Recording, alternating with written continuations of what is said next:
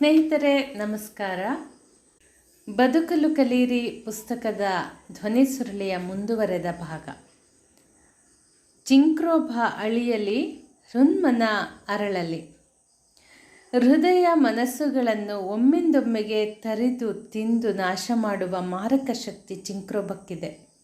ಗಂಧದ ಮರದ ಬೇರಿಗೆ ಗೆದ್ದಲು ಹಿಡಿದಂತೆ ಚಿಂಕ್ರೋಭದ ಪಾಶಕ್ಕೊಳಗಾದ ವ್ಯಕ್ತಿ ಪೂರ್ವಾಪರ ವಿವೇಕ ಹಾಗೂ ವಿಮರ್ಶಾ ಸಾಮರ್ಥ್ಯಗಳನ್ನು ಕಳೆದುಕೊಂಡು ಸರ್ವನಾಶದತ್ತ ಮುನ್ನುಗ್ಗುತ್ತಾನೆ.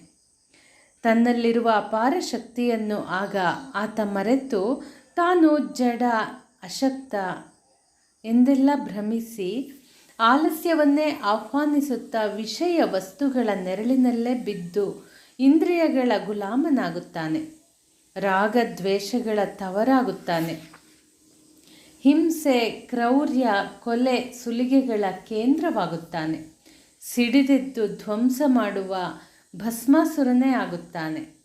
ಧರ್ಮಭೂಮಿ ಭಾರತದಲ್ಲೂ ಇಂದು ದೇವರು ಧರ್ಮಗಳ ಹೆಸರಿನಲ್ಲಿ ರಕ್ತದ ಹೊಳೆ ಹರಿಯುತ್ತಿದ್ದರೆ ಅದಕ್ಕೆ ಆಧುನಿಕತೆಯ ಸೋಗಿನಲ್ಲಿ ಚಿಂಕ್ರೋಭಕ್ಕೆ ಬಲಿ ಬಿದ್ದವರ ಸಂಕುಚಿತತೆ, ಸ್ವಾರ್ಥತೆ, ಮತಿಹೀನತೆಗಳೇ ಕಾರಣ.